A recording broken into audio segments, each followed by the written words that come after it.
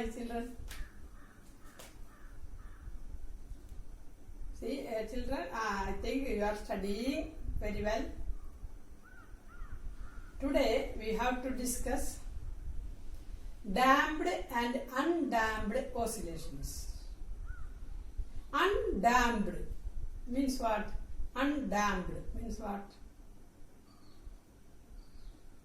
That means it continues the oscillation, undamped oscillation. For example, a simple pendulum, you can consider. Simple pendulum, I told you, one end of the string is fixed, other end attached a mass, and it is begin to oscillate. Simple pendulum. So, if it is in air medium, when it oscillates, after some time oscillations die, stop. That is actually damped oscillation. It is stopping. Damped means stop. Damped oscillation. So in air, when a pendulum oscillates, after some time it stops. That is a damped. Damped means stop. Damped oscillation. So oscillation of a pendulum in a medium, air medium or any other medium, is a damped oscillation. Then how can we make that undamped oscillation, the motion of a simple pendulum? See, why the pendulum stops after some oscillation in air medium or any other medium? After some oscillation, its amplitude decreases and stops. Why it stops? Can you tell? Why the pendulum motion stops after some time? It is due to air resistance, air offering friction. So its energy is wasted against the friction. So friction is the opposing force there to its motion. If friction is not there, air friction is not there, it will continue that oscillation without any decrease in its amplitude. Same distance it moves to the other two sides, the amplitude, maximum displacement, neither direction will be same if there is no air or any other medium when the pendulum oscillates. So, if we remove air, if we keep the pendulum in vacuum, that oscillation will be undamped oscillation. Okay? So, amplitude always, amplitude means maximum displacement. So, maximum displacement will not change with time. So, such an oscillation is known as undamped oscillation. So, damped oscillation, now you know, its amplitude of oscillation decreases and becomes zero. That is damped, stopping oscillation. So, amplitude decreases with time in damped oscillation. But in undamped oscillation, undamped, not dying, undamped. Undamped oscillation, was amplitude of oscillation remains same. It will not decrease with time. That is undamped. So the representation is like this. See, this is the maximum displacement that is not varying with time. Time here, displacement here. It is not, see, same amplitude on either side. The maximum displacement is not changing with time. So such an oscillation is called undamped oscillation. In damped oscillation, you know, first it was having the amplitude like this. Next, you know, again decreases, and at last it becomes zero. So, motion of the pendulum, simple pendulum, in a medium is like this. But if the pendulum oscillates in vacuum, the oscillation will be like this. That is undamped. Okay. So these are the examples for damped and undamped oscillation. The next we have to study free, forced and resonant oscillation. With that, we can complete that chapter. Okay. So what is meant by free, forced and resonant oscillation? Free, forced and resonant oscillation. Free, forced and resonant oscillation. For example, simple pendulum is a very simplest example. So you can take the example of simple pendulum. Simple pendulum, is nothing but a string with a mass attached, one end, small mass, point mass attached, and this is the length of the pendulum. And one end it is fixed, other end if it is slightly raised and released, that will begin to oscillate like this.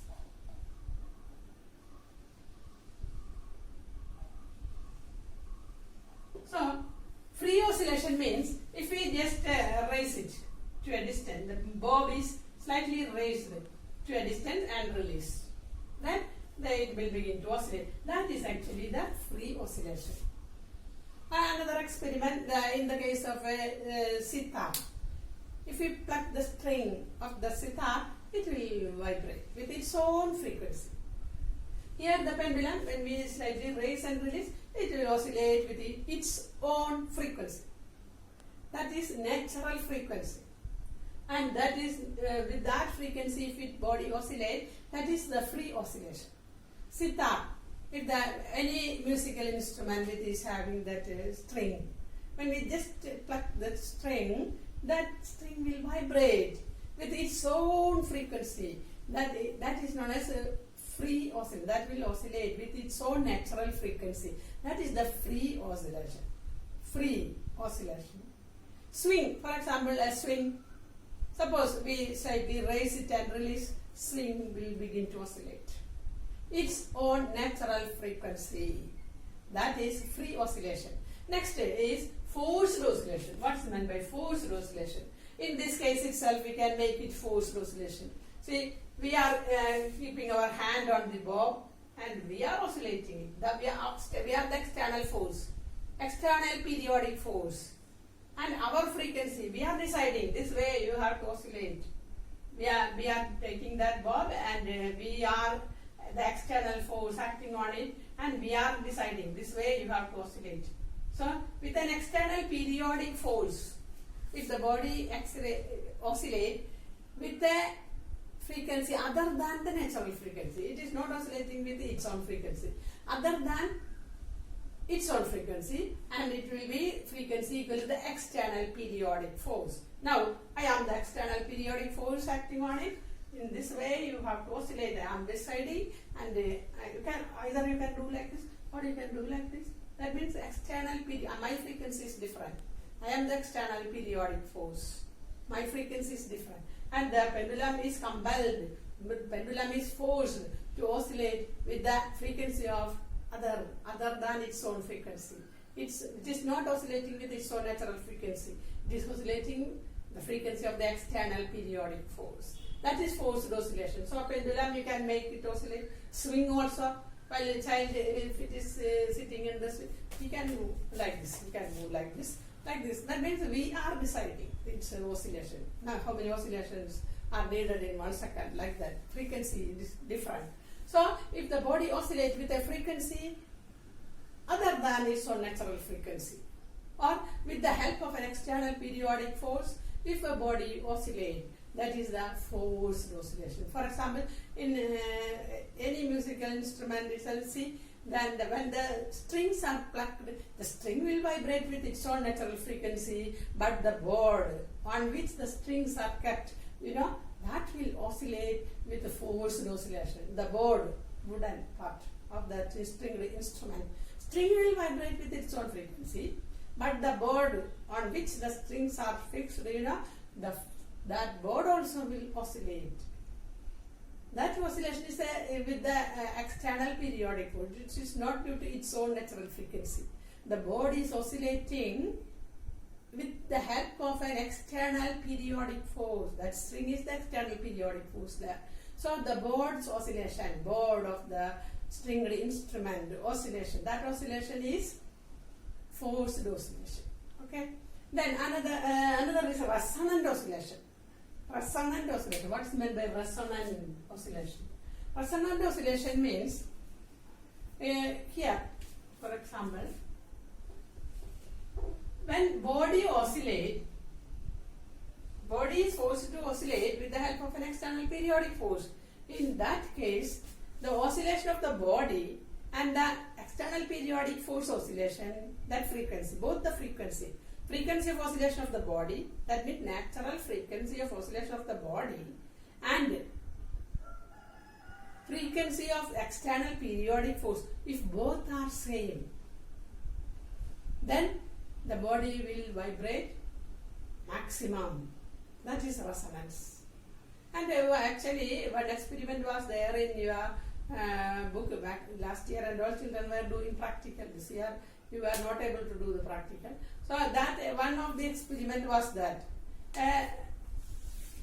resonance tube experiment is a resonance tube experiment. In that we take a liquid in this tube and a apparatus known as tuning fork. This is tuning fork. So when the tuning fork, when we strike against this is the hammer. When we strike the tuning fork on a hammer, it will vibrate with its own frequency, natural frequency. Tuning fork. Just like a fork, no? Tuning fork. So when we strike this on a rubber hammer, it will vibrate with its own natural frequency.